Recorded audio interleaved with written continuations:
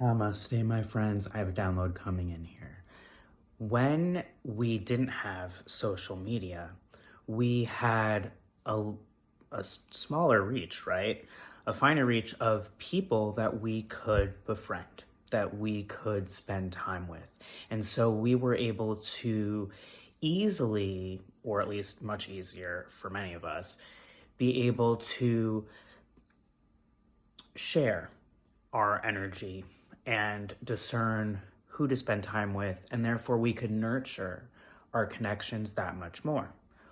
Once we had social media, the internet, we were able to widen that at a great speed without really having, guidance on how to actually start to shift how we spend our time with people, how to make people more interconnected, how to help people with their communication, heal their attachment styles to create more independence while also being more interdependent, being able to count on each other. And so, what I was thinking about was, and I've been thinking about this a lot, is the aspect of exhaustion and burnout that there can be by trying to be this person who shows up for absolutely everyone all the time and in all the ways. It's just not doable unless you keep your pool really, really small.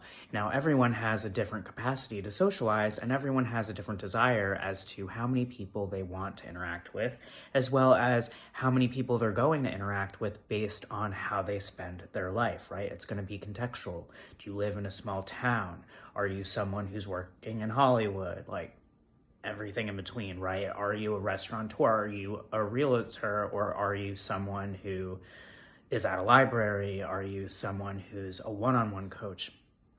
There are so many different ways to utilize this bandwidth and figure out what this bandwidth what our bandwidth is. And in order to honor our bandwidth, we create boundaries. And in order to create our boundaries and honor our bandwidth with boundaries that align, it's trial and error. It's figuring it out. It's simply testing the waters, taking action. Stillness, in this case, is an action, and reaching out to people one-on-one or in a group format, or taking yourself physically to events, these are all different things. So, if you have been going through this process, think about, what is it that you want in your interactions? How you spend your time ought to align with what it is that you desire. So if you desire to have people who are quote unquote ride or die, then that is someone who you're both going to really, really show up on big levels for each other. And that needs to be discussed. There needs to be communication to make sure that both consent to this and know what the plan is, so that way you can be accountable, right? And hold each other accountable the way that you can show up. There's really not actually right or wrong in terms of how people show up. It only feels that way if you feel like your boundaries have been broken, if you feel like there's not proper communication and people aren't landing into where you're hoping or even expecting for them to show up. So it's really important that we close these gaps by communicating, and first and foremost with ourselves, figuring out what it is that we desire. What is our bandwidth, right? At the end of the day, think about how many people you've interacted with. And do you feel energized? Who has you feel energized versus who has you feel exhausted, right? And when you look at all of these things, sitting with all of it, allow for a picture to start to form. It doesn't need to feel perfect, and you may not get it right for you on the first go. And if you sit with this and do nothing, or you just bypass this concept altogether, then you may find yourself in burnout, and you may find yourself having these connections that don't feel nurturing, don't feel satisfying, and others may come and reflect that to you as well. So by sitting with yourself and really figuring out, what is it that I desire? What is it that I need? What does a friend mean to me? What are the different types of friendships that I desire? What do those look like?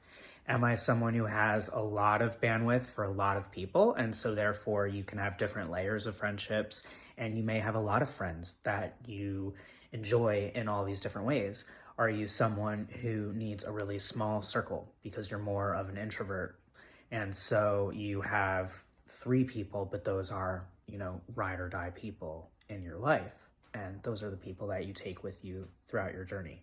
We all have decided this on a soul level when we came here, and we get to utilize our free will in every moment to take action, to process, and create progress within our relationships. My encouragement to you is to sit and reflect upon this. Think about the way that you've been showing up. How do you want your friendships to reflect, and how do you want to show up in your friendships in 2025? I also encourage you to learn what your attachment style is and learn how to heal and utilize the superpowers within your attachment style, because we all have superpowers within our attachment style, and we all have things that can be stronger. And actually take some actions and get support around doing that. And then figure out what it is and really manifest. Like, I have an actual list of what I desire in my friendships, and I updated it for this year because I learned so much last year. So this is something that I really encourage you to do. Make a list of what you desire, sit with this and reflect on your energy, who's in your life, how many people can you have in your life, what is your bandwidth, how can you show up. Learn about your attachment style and take actions to heal it. And then communicate. Take the time to process and communicate to people and let them know where they stand in your life. What is it that you desire? Right? Once I came out of my COVID, I reached out to a lot of core people in my life, collaborators, friends, family. I'm still in the catch-up tour, and I had different reactions from different people as to whether we've connected or not. And in doing this, it's me checking in. It's me letting them know, this is where I am, this is who I am, this is what I desire, them the same.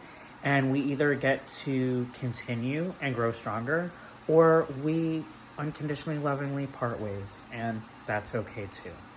This is a Leo full moon energy that we're still experiencing, and it's important to nurture the self, to figure out what it is in your relationships and your social circles that are going to fulfill you, and to take action in the form of passion and love, right? Be patient, have grace with yourself and others, and forgive, and let go and grow stronger. Let me know if this resonates with you down below, and I look forward to seeing you soon. Namaste.